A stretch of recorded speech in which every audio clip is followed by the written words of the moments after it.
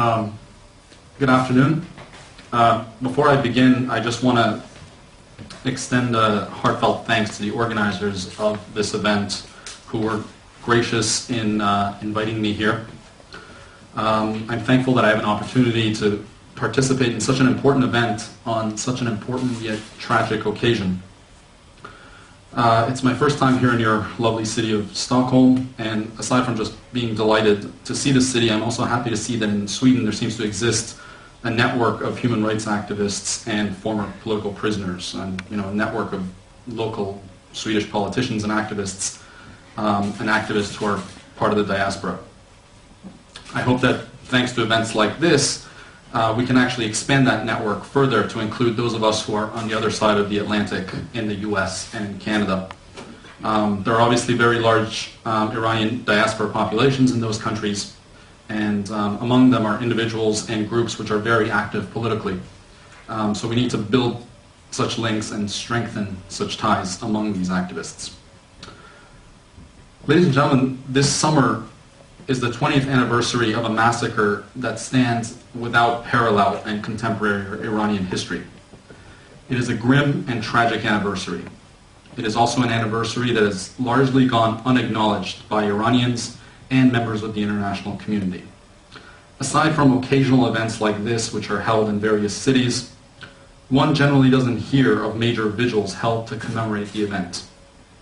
One doesn't hear of the world's major human rights organizations releasing reports to coincide with this anniversary.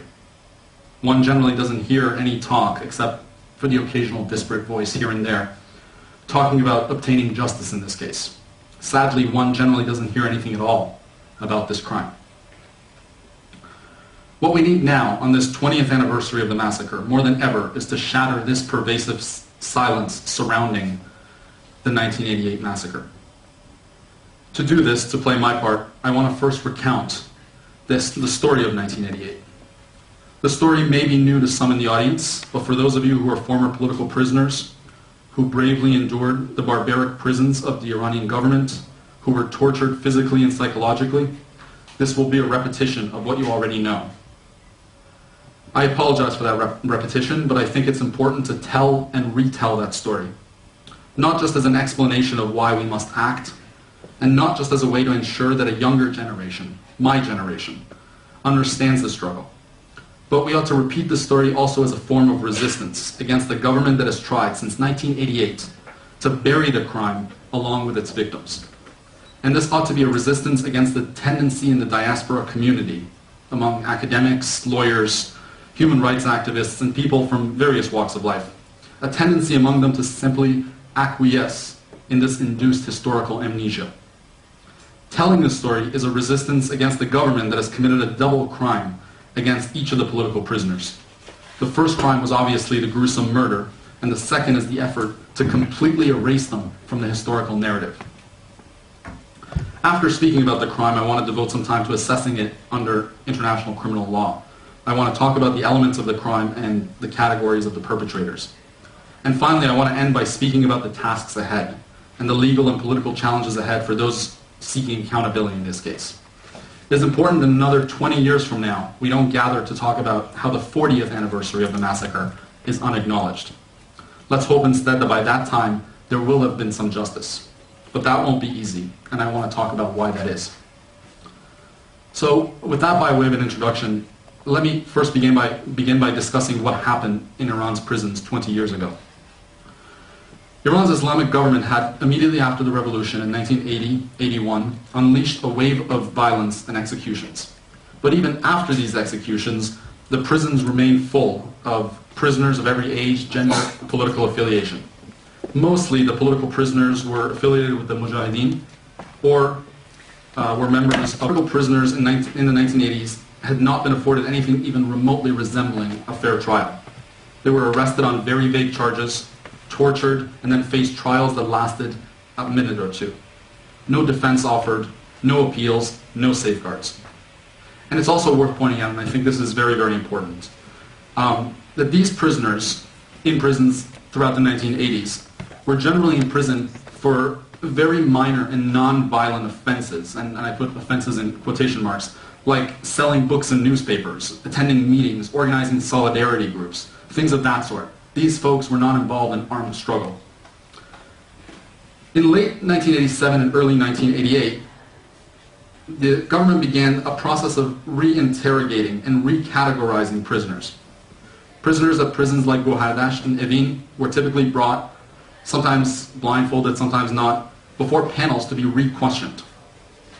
The questions that were asked varied from prison to prison, and they were often based on political affiliation, but generally they would be asked about whether they accepted the legitimacy of the Islamic Republic, whether they'd be willing to publicly condemn their group, and how long their sentence was, and so on. Based on these answers, the prisoners were divided up based on their continued level of resistance and the length of their sentence, their religiosity, and so on. And just as a side note, I ought to mention that when I say prisoners were divided up based on the length of their sentences, something we ought to remember is that a large number of these prisoners had actually served their sentences completely by 1988. So for instance, someone would be arrested in 1980, they would get a 5-year sentence, and one would think that that person ought to be released in 1985, but the government would actually not even honor the rulings of its own kangaroo courts, and they would keep them in prison.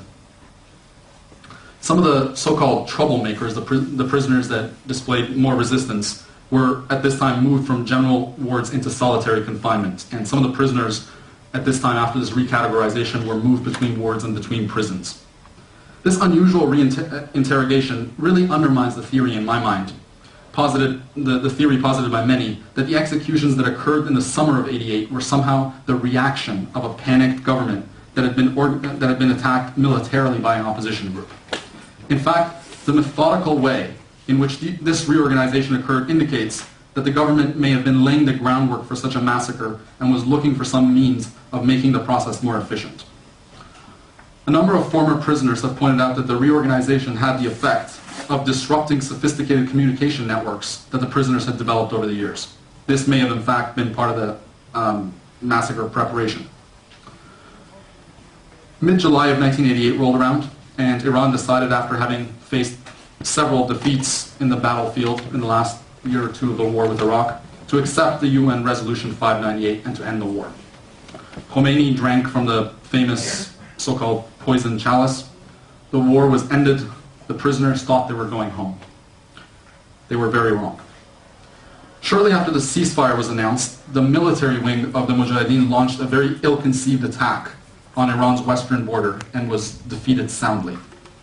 Very shortly thereafter, the massacre began.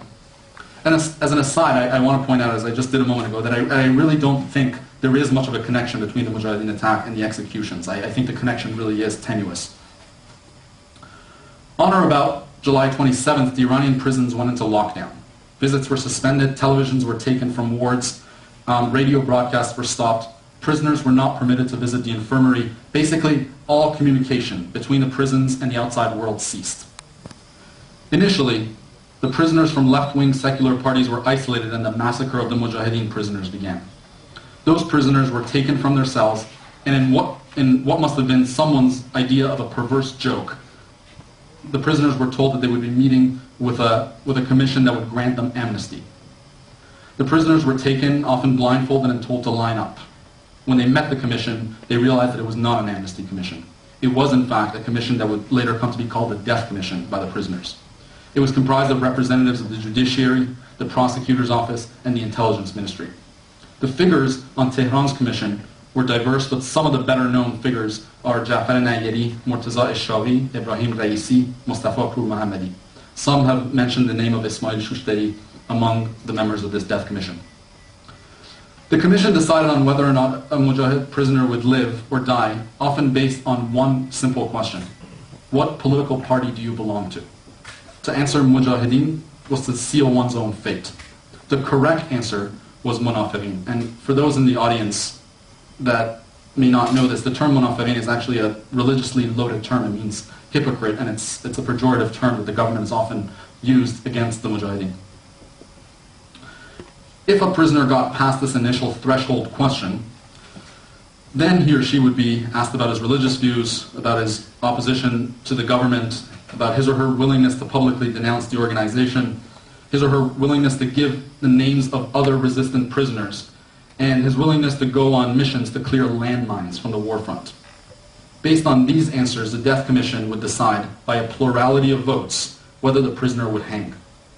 In Evin, when it was decided that a prisoner was to be executed, he'd be guided to a line on the left side of the hallway, taken to a small room to write a last will, and then taken into the amphitheater to hang. The whole process, from start to finish, was a matter of minutes. The prisoners report that there was chaos in the lead-up to the death chambers, and often prison guards would take prisoners they didn't like and simply put them in the execution line. This is how matters of life and death were decided. During this time when the Mujahideen faced the massacre, the leftist prisoners were generally kept isolated and had no idea what was happening. There were clues about the massacre, however.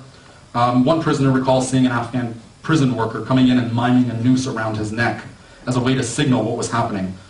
The prisoners interpreted that to mean that perhaps Khomeini had died. Some heard a helicopter that would come twice a week and carry the roving members of the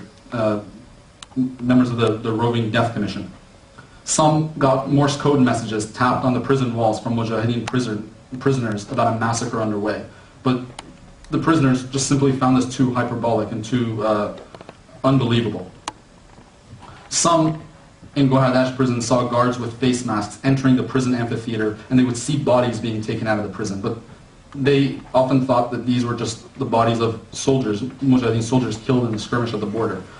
In talking to prisoners and reading their memoirs, one is often struck by the fact that prisoner after prisoner noticed these clues, but did not immediately think that a massacre was underway. To them, it was just too unexpected that such a thing would occur. When the authorities finished with the Mujahideen in late August, they turned to the leftists.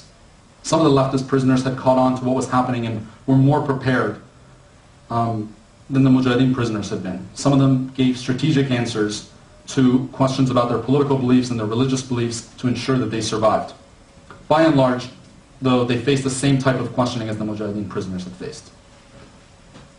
And they also faced the same brutality, though the questioning they faced was often a little bit different. It had more of a theological element to it. There was really an effort to decipher whether or not these prisoners were Murtad, like apostates, or muharibs, combatants against God. One scholar has actually referred to this as an inquisition in the classic sense of the term, and I really believe that to be the case. Perhaps the only group of prisoners to collectively escape death were leftist female prisoners. The Mujahideen women were mostly found to be combatants against God, and they were hanged. The female leftists, however, were found not to have sufficient agency as women to be deemed as apostates. So, as one commentator has noted, the Iranian government's misogyny, actually in this case, may have ended up saving women's lives. Of course, the female prisoners were subject to horrific floggings and beatings and so on afterwards, and a number simply committed suicide because they couldn't bear it. But they were generally not killed in that wave of executions. After about 3 months of this brutality, the families, who had for months been desperate for information, were notified and told to come and collect their loved ones' belongings. They weren't told about the date of the execution, the method, the burial spot, and they had to agree not to hold funerals or to erect public memorials to their loved ones.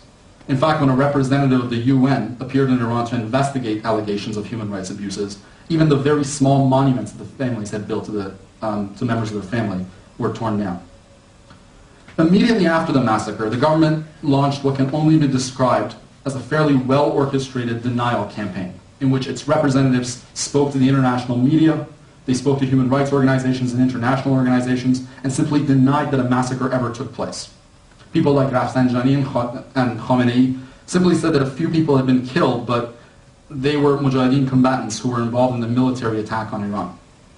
Abdullah Nouri, who would later become the darling of the reform movement and a close associate of President Khatami, and who was the interior minister in the 1980s, spoke to the UN and said that a campaign has been organized abroad alleging that invaders captured on the battlefield had been executed en masse, but he went on to simply deny that this had ever occurred. So, as I mentioned at the outset, after having told this story, I just want to talk a little bit about the massacre in the framework of international criminal law. Without delving too deeply into technical discussions, I want to point out that the 1988 massacre is almost a textbook definition of crimes against humanity. The concept of crimes against humanity is now firmly established in customary international law. It has a rich jurisprudence that began roughly in the early 20th century and continued through the Nuremberg trials and was really developed